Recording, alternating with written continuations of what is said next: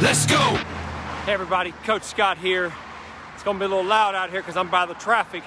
I want to talk to you about the subject, are you willing to cheat so that you can win? Are you willing to cheat so that you can win?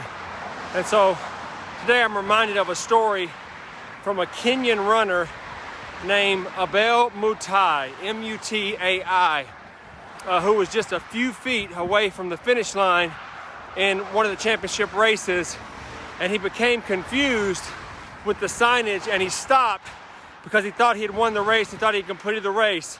There was a Spanish runner behind him named Ivan Fernandez, and he saw what was happening and he started shouting at the Kenyan to go, keep going, you haven't finished yet, you haven't passed that. But Mutai didn't know Spanish and he didn't understand, and realizing what was happening, Fernandez actually grabbed Mutai and pushed him across the finish line to victory. And a journal asked Ivan, he said, why did you do that? And Ivan replied, my dream is that someday we can have the kind of community and world and life where we push each other and we help each other to win. My God, what a story. And the journalist insisted, but why did you let the Kenyan win though? Ivan replied, I didn't have to let him win. He was going to win. The race was his to win, it was his. And the journalist insisted again, but you could have won. And Ivan looked at him and replied, but what would that mean if I would have won knowing that I didn't really win? What honor would that be? And then he said this, he said, what would my mother think of that? My God. The most important thing to remember about this story is the values that we have are going to be passed on from generation to generation. And my question is, as I remembered that story, it spoke to me and reminded me the question of what values am I teaching my children? What value am I teaching my employees? What value am I teaching my friends and my family? And I want to encourage us all, let's don't teach our children to win at all costs. Let's instead pass on that beauty and that humanity of a helping hand and an eye for others, because honesty and ethics are winning even in life's toughest battles.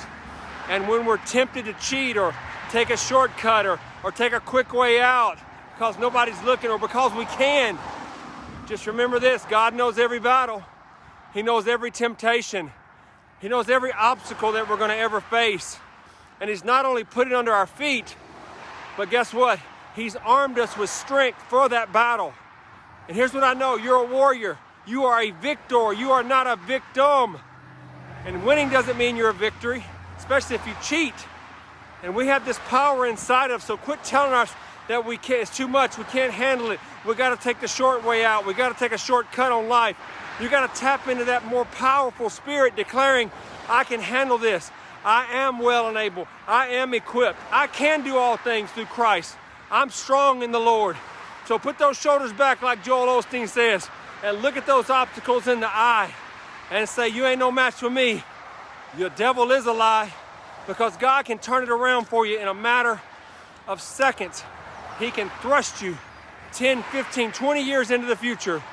If you're faithful over a small amount, the Bible says that you will be ruler over a lot. But if you can't be faithful in passing those things on to the next generation, honesty, integrity, hard work, pushing other people forward, helping other people reach their dreams too. If it's just all about me, myself, and I, then in the very end, you will be alone with me, myself, and I, and that's all you'll have to show for it. So keep your foot on the gas, keep pressing forward for the prize. You are a victor, you are not a victim. And if you'll do that, I believe and declare that you will be all that God has created you to be. So God bless you guys. Take care. I'll see you on the next video.